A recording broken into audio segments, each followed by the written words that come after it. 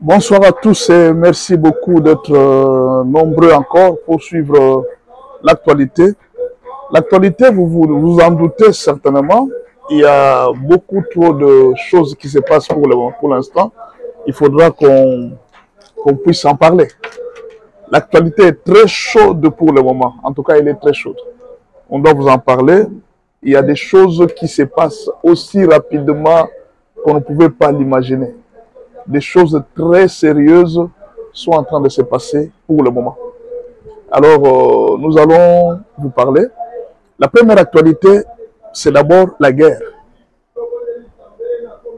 Aujourd'hui, nous sommes le 11, je crois, le 10. À la date d'aujourd'hui, tous les soldats de M23 qui étaient à Bukavu ont quitté Bukavu vers Walungu. Ils ont laissé Bukavu vide. À Katana, ils ont quitté Katama avec les armes lourdes vers Walungu. Ils veulent forcer à tout prix de prendre, de forcer Uvira d'arriver à Kalemi et de rejoindre Lubumbashi. Parce qu'en fait, le go, c'est lequel? Il suffit qu'on prenne seulement Kalemi. À partir de Kalemi, Zambie et tout ça, les rebelles peuvent foncer jusqu'à Lubumbashi. Ça sera facile pour les rebelles. La situation deviendra encore plus compliquée. Dans l'entretemps, Kabila se pointe vers Brazzaville. De quoi ils ont parlé, on ne sait pas. Quel est le plan qui se trame, on ne sait pas. Pendant que je parle, Moïse est en train de préparer un conclave en Belgique. Il va réunir d'ici avant la fin de ce mois, il va réunir ses membres, tous les membres d'ensemble, pour s'entendre afin de prendre de nouvelles stratégies. Qu'est-ce qui se passe pour le moment? Pendant que le peuple congolais avait déjà le repos pour dire que non, voilà, nous avons signé maintenant un deal avec Trump, avec les Américains. Maintenant, nous sommes en sécurité. Le président Félix est en sécurité. Le gouvernement a été changé. Pendant que le peuple se croit vraiment en sécurité, les attaques se multiplient. Pendant que les accords de Doha ont capoté, les attaques des rebelles se multiplient. Mais alors, quel est le problème qui se passe? Déjà, vous avez vu, la ministre Thérèse Kayikwamba a convoqué l'ambassadeur plénipotentiel de Brazzaville pour lui demander des explications. Qu'est-ce que Kabila est venu faire à Brazzaville? Il faut que vous puissiez nous donner des explications. Vous savez que Kabila est en train de déranger la RDC et vous le recevez. Pourquoi vous l'avez reçu? Alors que nous sommes en relation. Alors que nous avons des relations. Parce qu'en réalité, les nations, quand ils ont des relations pour se protéger mutuellement. De sorte qu'il n'y a personne qui peut attaquer Brazzaville à partir du Congo et personne ne peut attaquer le Congo à travers Brazzaville. Mais cette alliance, elle n'est pas très forte. Pourquoi? Parce que Brazzaville ne peut pas trahir la France, Brazzaville ne peut pas trahir le Rwanda. Vous voyez, ils ont des alliances avec la France, ils ont des alliances avec le Rwanda, ils ont leurs points communs. Brazzaville, vous savez que Brazzaville a eu des problèmes avec les États-Unis. D'où Brazzaville ne peut pas marcher dans la ligne que Félix est en train de prendre. C'est tout à fait normal. Et si vous ne le savez pas, c'est Denis Sassou Nguesso qui avait mis Kabila en contact avec les Chinois pour faire les travaux de 5 chantiers.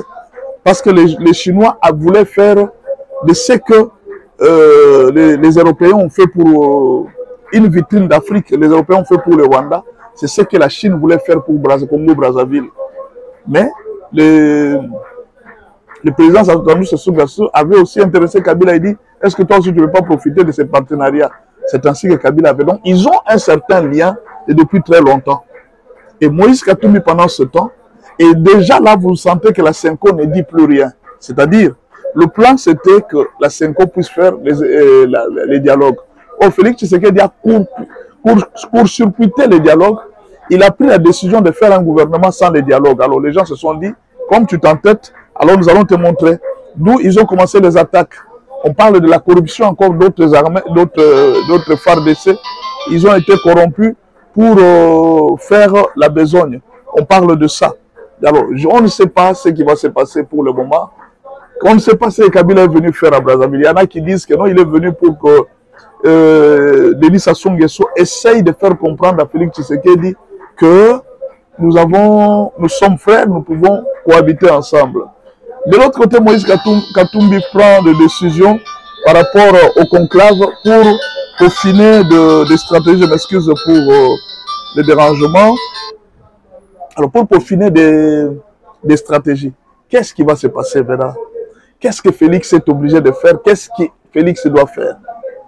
D'abord, nous allons vous dire une chose. Même si aujourd'hui on signait l'accord avec les Américains, le président Félix Tshisekedi doit rester toujours vigilant jusqu'à ce qu'il quittera le mandat.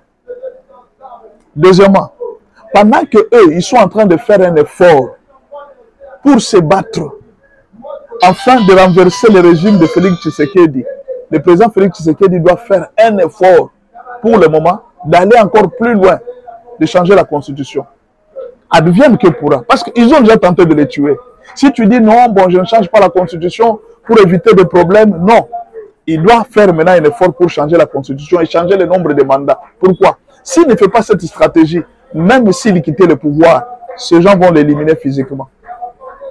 Félix n'aura pas la paix. Ils vont l'éliminer, ils vont les chercher, ils vont les traquer partout pour l'éliminer physiquement. Alors, il doit faire tout pour rester au pouvoir. Ou alors, avant de quitter le pouvoir, lui doit faire un effort pour éliminer ses adversaires. Ou alors, c'est lui qui sera éliminé. C'est en fait dans cette optique-là qu'on s'est engagé. Vous aimez la paix, vous devez préparer la guerre. Vous aimez la paix, vous devez être rigoureux. Si Félix continue, le président Félix continue à garder ses ennemis, parfois on condamne les dictateurs. Pourquoi les dictateurs sont obligés parfois d'éliminer leurs adversaires? C'est pour que l'adversaire ne rebondisse pas. Vous l'arrêtez, vous l'éliminez ou alors vous le laissez en prison à vie. C'est ça la politique, c'est pour qu'il ne rebondisse pas. Mais pour le moment, comme il a laissé la liberté à beaucoup, il a voulu la justice et tout ça, je pense que Dieu va l'aider, Dieu va les justifier. Donc, l'allure où vont les choses, le président Félix Tshisekedi est obligé de se battre pour sa survie. Et pour sa survie, il doit prendre des mesures très rigoureuses pour son entourage et pour lui-même. Et de deux, il doit renforcer des gens pour prier pour lui. Parce qu'il faut reconnaître qu'on ne les cherche pas seulement les jours, on les cherche aussi la nuit. Si vous voyez la bande de gens commencer à vous chercher, ils ne vous cherchent pas seulement les jours. Sachez qu'ils vous cherchent aussi la nuit. Alors, tout ça là, le président Félix Tshisekedi ne doit pas être aussi gentil qu'il a toujours été vis-à-vis de la mort.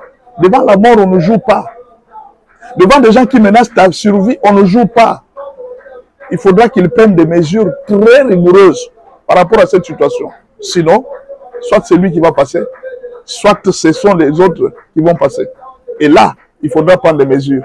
Par exemple, déjà, il faudra couper les relations avec Congo-Brazzaville pour donner une leçon aux autres nations.